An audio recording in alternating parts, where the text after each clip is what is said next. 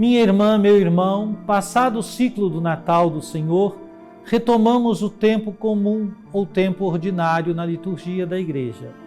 Esta primeira etapa do tempo comum se estenderá até a terça-feira, véspera da quarta-feira de cinzas, quando a Igreja iniciará mais uma quaresma. A liturgia do tempo comum vai nos alimentar com a palavra do Senhor, a fim de nos fortalecer na vivência da fé em Jesus Cristo, nosso Senhor, e de nos preparar para dar testemunho da fé batismal. Viver como criaturas novas, lavados nas águas do batismo e ungidos pelo Espírito Santo. Somos todos chamados a levar ao mundo o bom perfume de Jesus Cristo, a iluminar com nossas atitudes caminhos novos para um mundo novo. Prepare-se agora para ouvir o texto sagrado de hoje e fique atento à palavra que será proclamada, mas antes suplique comigo. Trindade Santa, Pai, Filho e Espírito Santo, vós vos revelastes Deus da palavra, quisestes dialogar com a humanidade de modo especial por Jesus, o Verbo encarnado. Queremos escutar, acolher e meditar vossa palavra. Derramai em nós o espírito de amor. Concedei-nos um coração que escuta, pondera, discerne e escolhe, em conformidade com vossa santa vontade. Enchei-nos do ardor missionário para dar testemunho da luz, a verdadeira luz, Jesus Cristo, luz do mundo. Fazei de nós servidores do vosso reino e operários da fraternidade, e deixai a Senhora Auxiliadora nos acompanhar nos caminhos desta história, inspirando-nos o cuidado pela vida e a promoção da paz. Assim seja. Amém.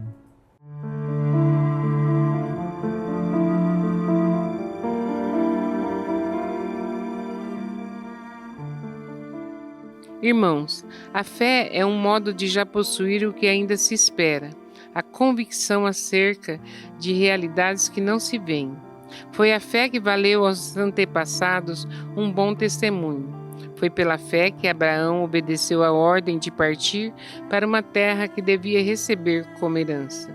E partiu, sem saber para onde ia. Foi pela fé que ele residiu como o estrangeiro na terra prometida, morando em tendas com Isaque e Jacó, os co-herdeiros da mesma promessa, pois esperava a cidade alicerçada, que tem Deus mesmo por arquiteto e construtor. Foi pela fé também que Sara, embora estéril e já de idade avançada, se tornou capaz de ter filhos, porque considerou fidedigno o autor da promessa. É por isso também que de um só homem, já marcado pela morte, nasceu a multidão, comparável às estrelas do céu e inumerável como a areia das praias do mar. Todos estes morreram na fé. Não receberam a realização da promessa, mas a puderam ver e saudar de longe e se declararam estrangeiros e imigrantes nessa terra. Os que falam assim demonstram que estão buscando uma pátria e, se lembrassem daquela que deixaram, até teriam tempo de voltar para lá. Mas agora eles desejam uma pátria melhor, isto é, a pátria celeste. Por isto, Deus não se envergonha deles ao ser chamado o seu Deus, pois preparou mesmo uma cidade para eles. Foi pela fé que Abraão, posto à prova, ofereceu Isaque. Ele, o depositário da promessa, sacrificava o seu filho único, do qual havia sido dito: é em Isaque que uma descendência levará o teu nome. Ele estava convencido de que Deus tem o poder até de ressuscitar os mortos, e assim recuperou o filho, o que é também um símbolo.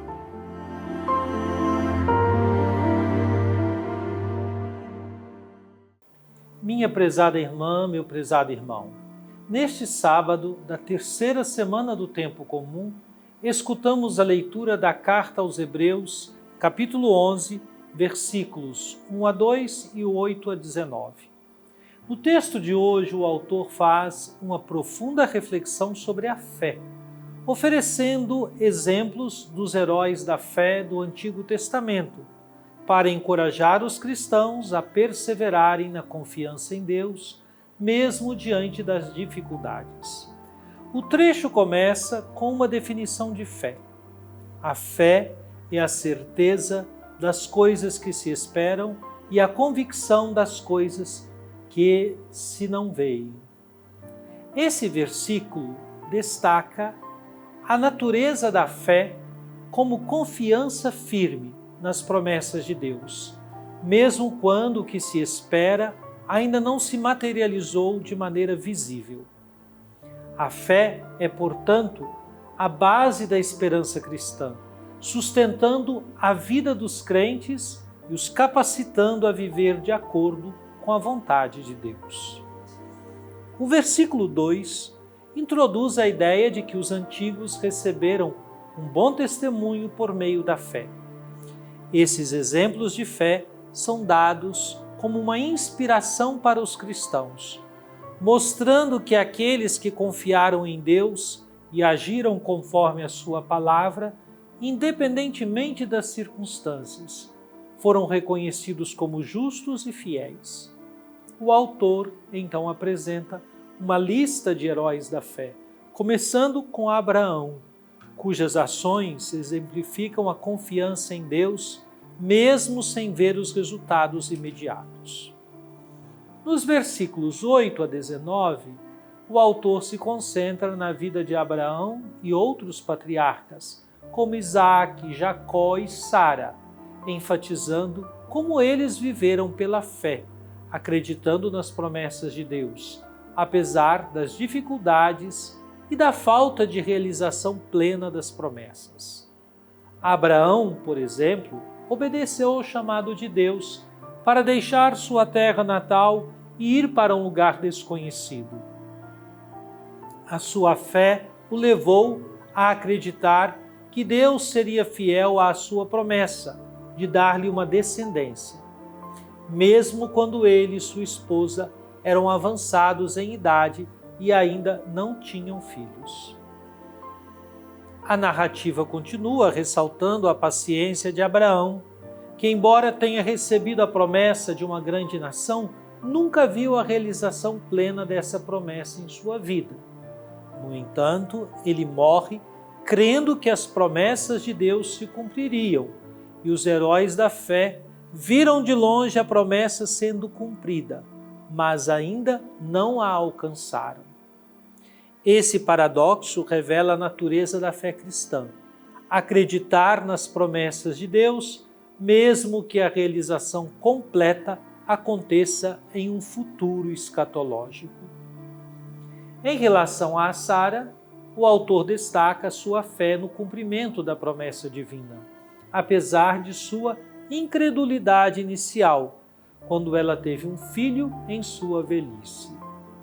A história de Abraão e Sara exemplifica como a fé permite ver além das circunstâncias imediatas, confiando que Deus, que é fiel, realizará o que prometeu. Teologicamente, este trecho de Hebreus 11 sublinha a importância da fé como um princípio ativo na vida do cristão. A fé não é simplesmente uma crença passiva, mas uma confiança ativa que leva os crentes a agir, muitas vezes contra as evidências visíveis. Este texto é um chamado à perseverança e à confiança em Deus, independente das dificuldades ou da espera, pois a fé é a chave para experimentar a fidelidade de Deus em todas as circunstâncias.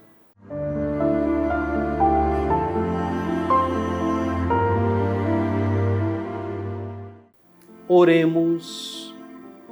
Ó Divino Pai Eterno, tendo ouvido e meditado a palavra sagrada, concedei-nos dar testemunho da luz do vosso amado Filho, Jesus Cristo, nosso Senhor.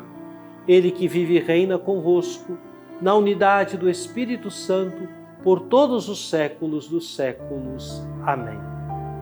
E venha sobre você, minha irmã, sobre você, meu irmão, sobre sua família e sua comunidade, a bênção de Deus, Pai, Filho e Espírito Santo. Amém.